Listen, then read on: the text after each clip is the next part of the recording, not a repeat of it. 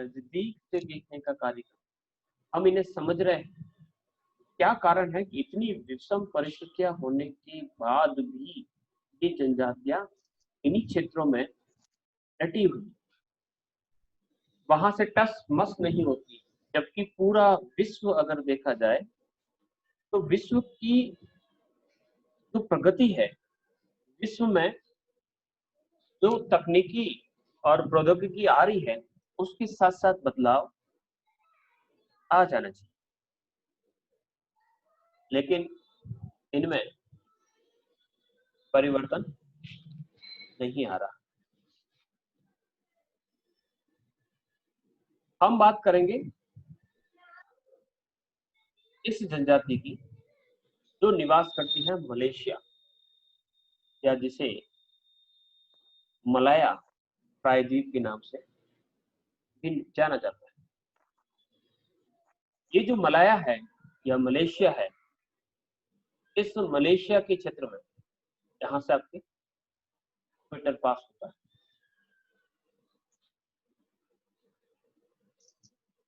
जहां से इक्वेटर पास होता है, उन्हीं क्षेत्रों में निवास करती है आपकी दो जनजातियां, एक है सेमांग और जो दूसरी है वो है सकाई। पहले हम सेमांग को पढ़ते हैं। सेमांग जो जनजाति है, उस जनजाति की अलग अलग विशेषताएं, जैसे कि मैंने पहले भी कहा था कि हम विभिन्न जो जनजातियां हैं, इन जनजातियों को फोर्थ वर्ल्ड कहा जाता है। शायद मैंने नहीं बताया होगा आपको, फोर्थ वर्ल्ड, चौथी दुनिया के नाम से इसे जाना जाता है। और इसी फोर्थ वर्ल्ड में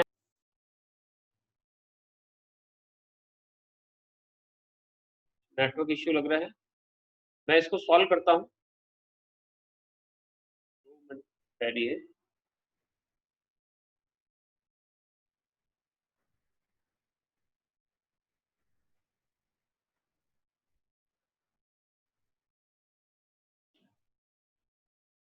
हम इन सेमांग के बारे में बातचीत करते हैं। मैं इंटरनेट की समस्या का समाधान करता हूँ। अब हम कंटिन्यू करते हैं, तब तक आप स्लाइड देखें।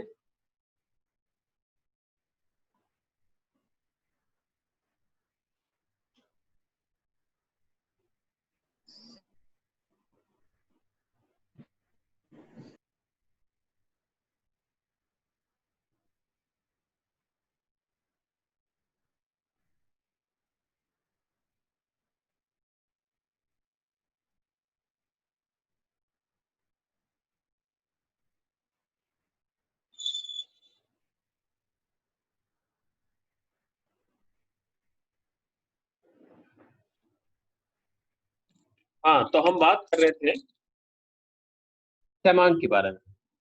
सेमांग जो है ये कहाँ रहती है, तो हम सबसे पहले हम मलाया की बात करते हैं। मलाया प्रायद्वीप कहाँ पर है? ये है आपका मलाया, मलेशिया। इस मलेशिया के जो हिस्से हैं, यहाँ पर बीच वाला ये जो फेडरल मलाया स्टेट जो आपको नजर आ रहा है, इस इलाका में ये जो इलाका है नीचे वाला, यहाँ से इक्वेटर पास होगी। इक्वेटर पास होगी, थोड़ा सा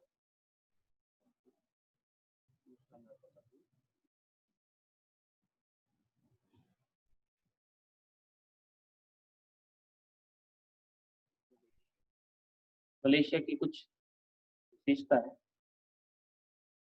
मैप के माध्यम से।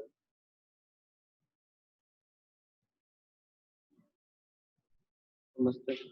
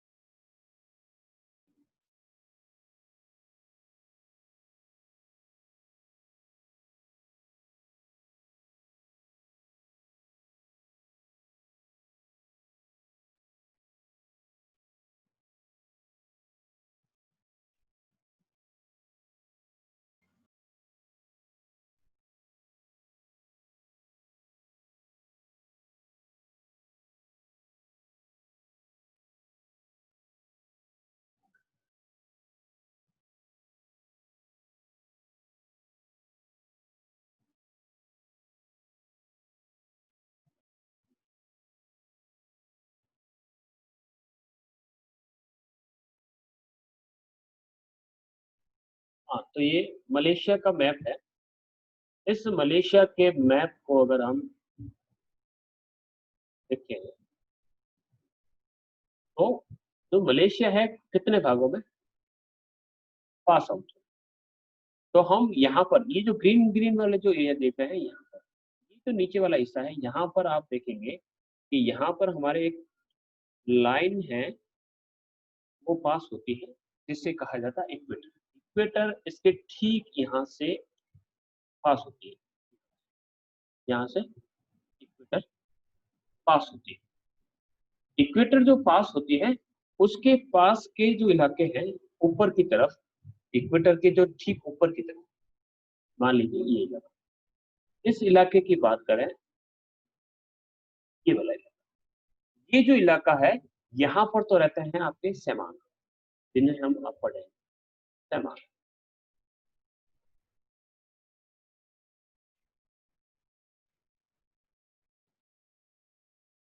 यहाँ पर है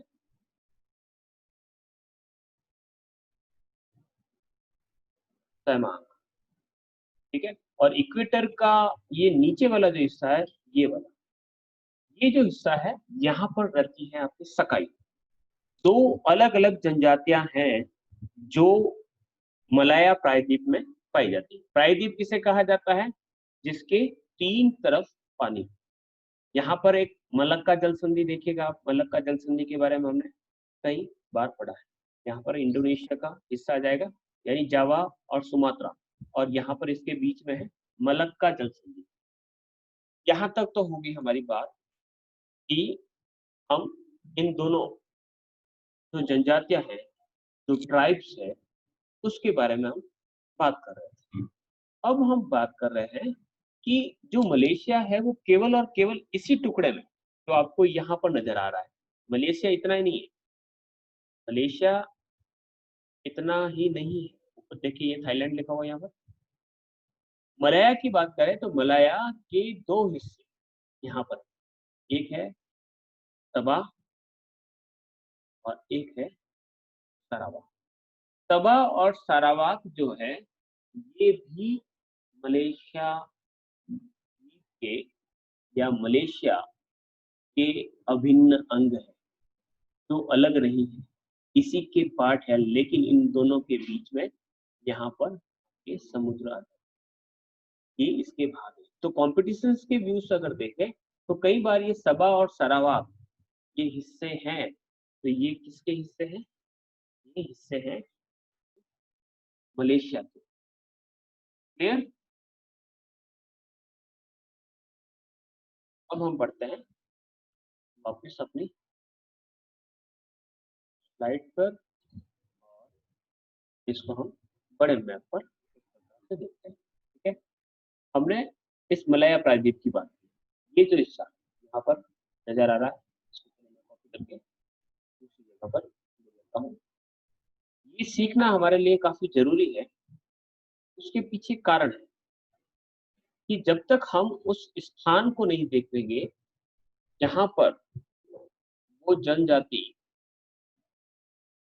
निवास करती है, तब तक उसके बारे में हम किसी प्रकार का परसेप्शन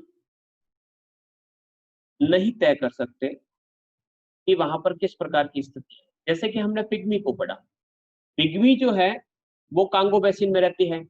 अब कांगो बेसिन को जानने के लिए आपको वहां की क्लाइमेट को जानना पड़ेगा कि वो क्लाइमेट किस प्रकार की है, किस क्लाइमेट के अंदर वो रहते हैं, किस प्रकार से वहां पर जीवन। तो हम सवा और सरेवाक की बात कर रहे थे, ये तो हो गया आपके सवा और सरेवाक। अब इसको मैप में समझते हैं कि किस प्रकार से। देखिएगा, ये जो हिस्सा है, ये वाला, ये तो कहलाता है आपका इंडोनेशिया।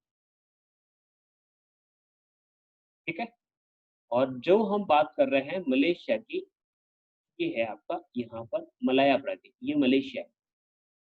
इसकी इसके ठीक नीचे की तरफ सिंगापुर है। सिंगापुर यहाँ ठीक नीचे की तरफ, नीचे की तरफ आप देख पा रहे हो जो कैप हिस्सा है, ये देखिएगा, ये रहा यहाँ पर सिंगापुर, ये है आपका सिंगापुर, यहाँ पर आए हो मलेशिया। अब हम वापस उस मैप पर चलते हैं। ये है आपका इंडोनेशिया, उसमें ये तो है सुमात्रा, और ये जो हिस्सा है ये है इसका हिस्सा जिसका नाम है जावा। जावा और सुमात्रा, इन दोनों के बीच में मलेशिया और इनके बीच में यहाँ पर है मलक्का जल संधि। यहाँ पर है मलक्का जल संधि, ये है मलेशिया। और मलेशिया देखिए यहाँ पर ग्रीन कलर में है, और यहाँ पर भी आपके ग्रीन कलर में है। ये आपके यहाँ पर आपका सारावाक, और यहाँ है सबा। ये दोनों हिस्से यानी नंबर 1, नंबर 2 एंड नंबर 3, ये मिलकर मलेशिया का निर्माण करते हैं। ये जो पीले कलर का है ये वाला, इसे कहते हैं बोर्नियो। ये अलग, बोर्नियो अलग है, और इसके ठीक पास में यहाँ पर एक छोटा सा देश है यहाँ पर, उसे कहते हैं ब्रुनेई। ये अलग है। ठीक है, इस मैप को समझ गए होंगे। थाईलैंड का जो हिस्सा है वो यहाँ पर, ये थाईलैंड का है। जो ऑरेंज कलर में आपको दिख रहा है ये है आपका थाईलैंड। थाईलैंड इस प्रकार से बसा हुआ है।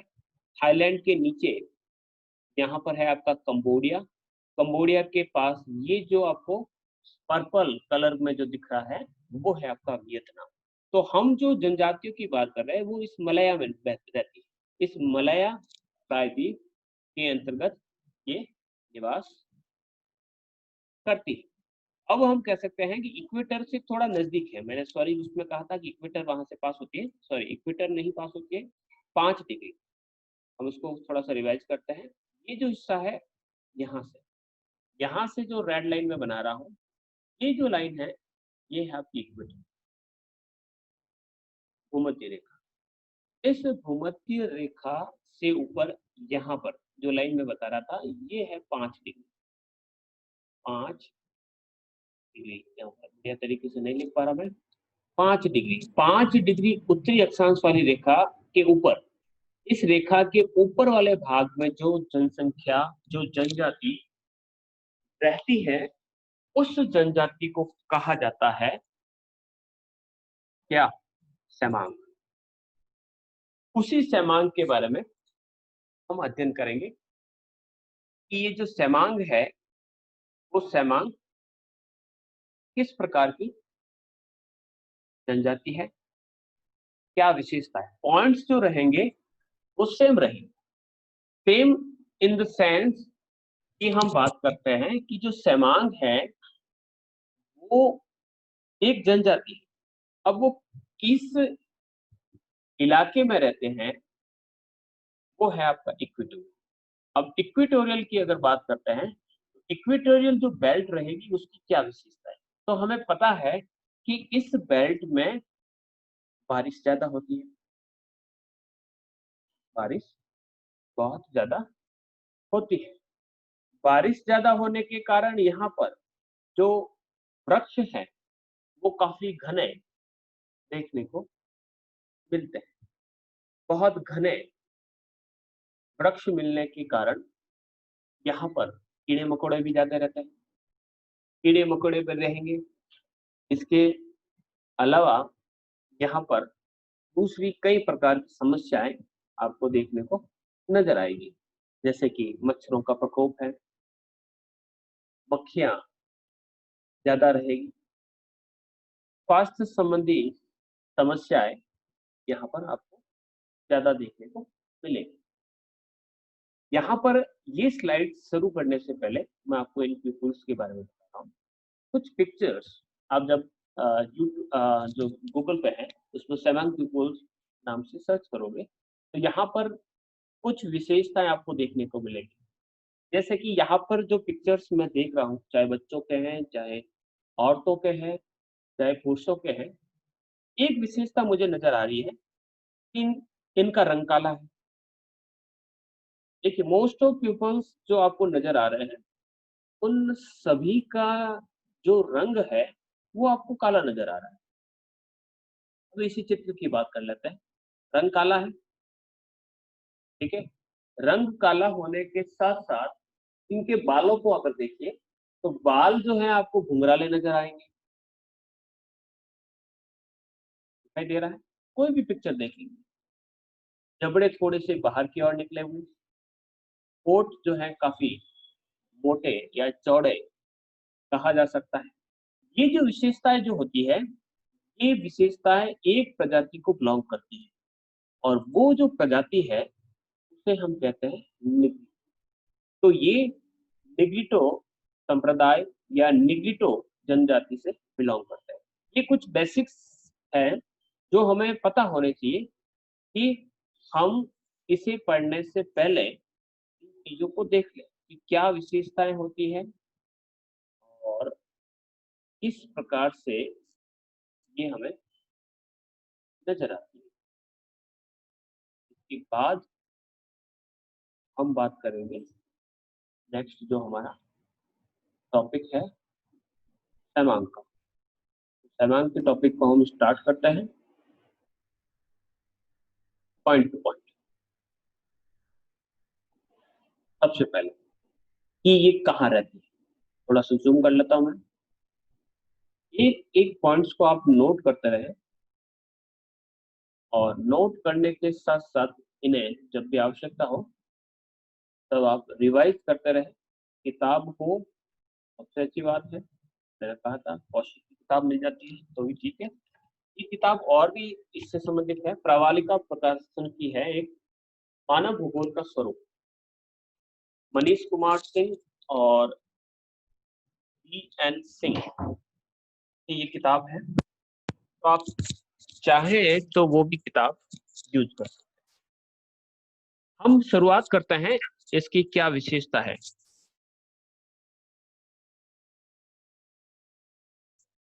सबसे पहली विशेषता या फिर वो कहाँ रहते हैं, तो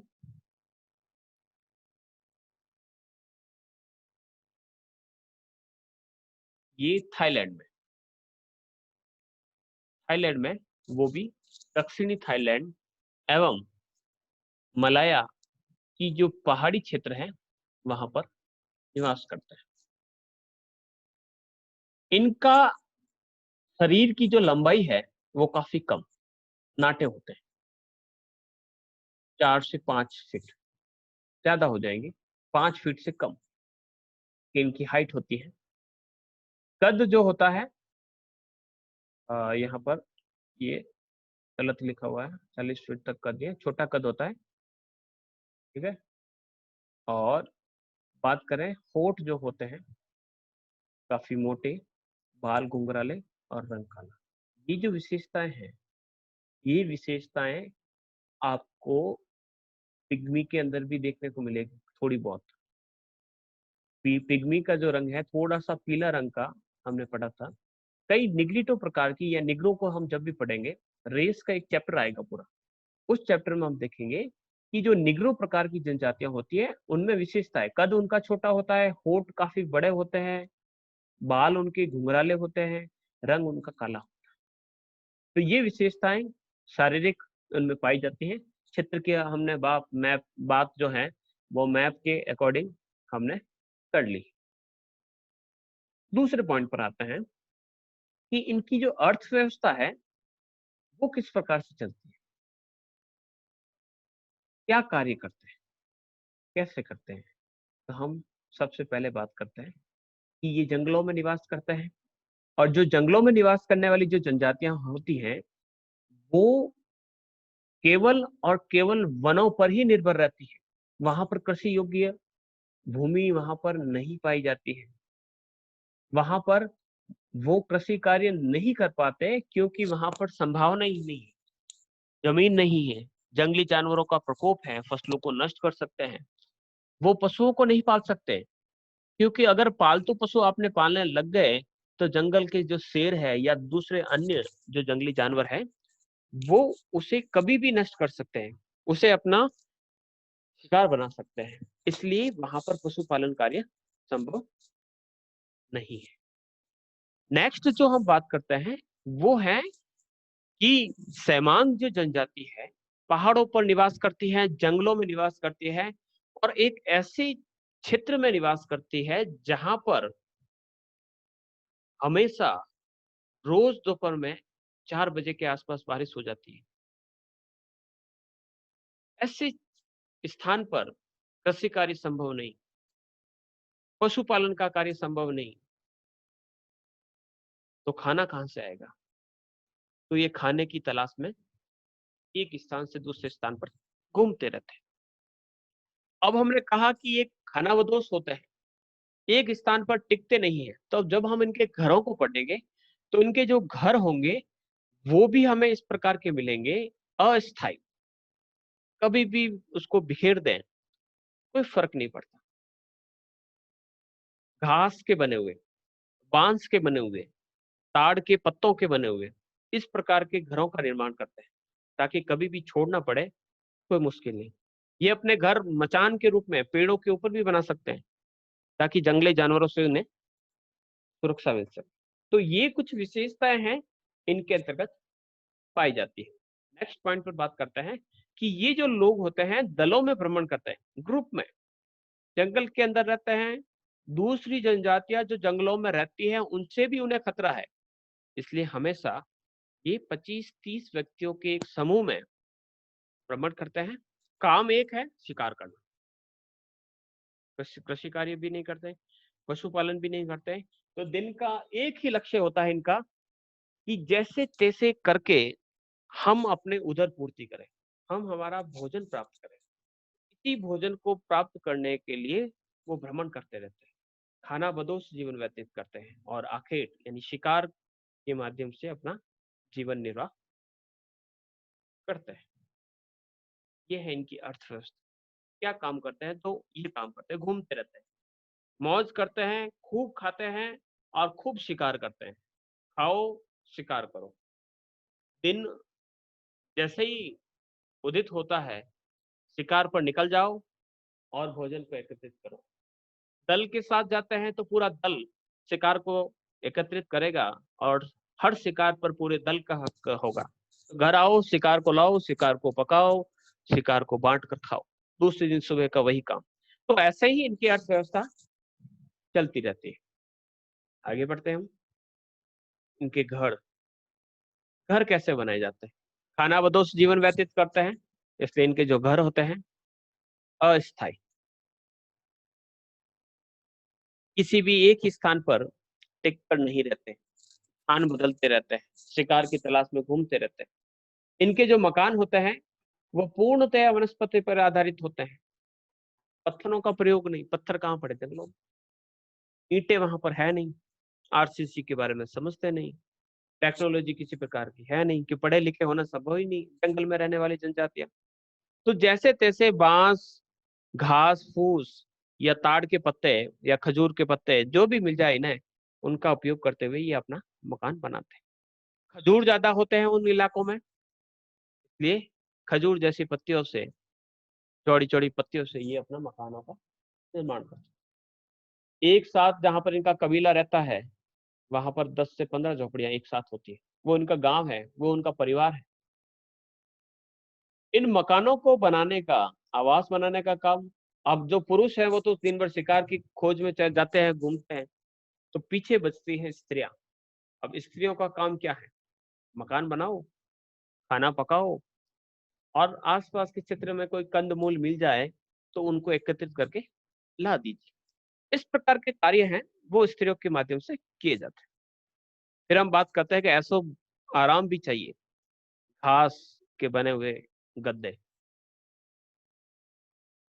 जितनी चाहे उतनी घास जंगलों में मिल जाती है और उसी को डाल डाल के ये अपने गद्दे का अर्थ यहाँ पर बड़े बड़े से कह सकते हैं कि हम मैट्रेस की बात नहीं कर रहे हैं, हम छोटे से कह सकते हैं कि जैसे उनको शरीर को थोड़ा सा आराम मिले ऐसे बिस्तर, घास की बिछौने बनाने का कार्य करते हैं। फिर ये एक पहली जनजाति हम पढ़ रहे हैं इतने टाइम में कि ये बैंत से आग भी जलाते हैं। अब बैंत क्या होती है? बैंत कोई बताएगा?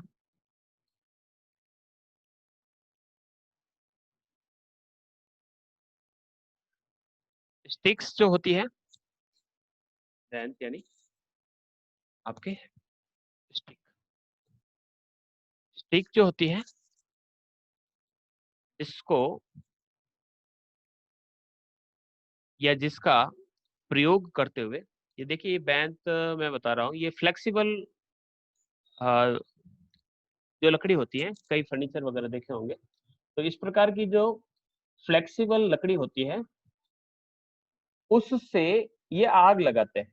अब बैंत से आग लगाने का अर्थ होता है इस लकड़ी को, या बैंत की जो लकड़ी होती है, चाहे कुछ मुझे रिजल्ट्स मिल जाए, तो उसको क्या करते हैं, एक छिद्र में आदिवासी क्या करते हैं, उस लकड़ी को बड़ी तेजी से घुमाते हैं एक छोटे से दूसरी लकड़ी पर, तेज स्पीड से। जब तेज स्पीड से उसे घुमाते हैं, रिजल्ट नहीं मिला है, मैं आपको बाद में कभी बता दूंगा, तो हम ऐसे समझ लेते हैं जैसे कि ये स्टिक है और एक कोई लकड़ी है बड़ी सी, इस लकड़ी पर इस बेंच को गोल गोल घुमाएंगे, बहुत तेज सी से घुमाएंगे, जैसे कि हमारे कभी कभी जो रिफिल बॉल पेन की रिफिल होती है जाम हो जाती है, तो हम उसको रिफिल को हाथ में लेकर गोल गोल घुमाते हैं। या बर्मी जो होती है, जो छेद करने की जो मशीन है, उस मशीन को या उस मशीन का प्रयोग वो वीडियो के माध्यम से बताया, तो समझ गए होंगे, हालांकि मुझे विश्वास है। जैसे कि आपके हिना की क्या तबीयत ठीक नहीं है क्या हिना?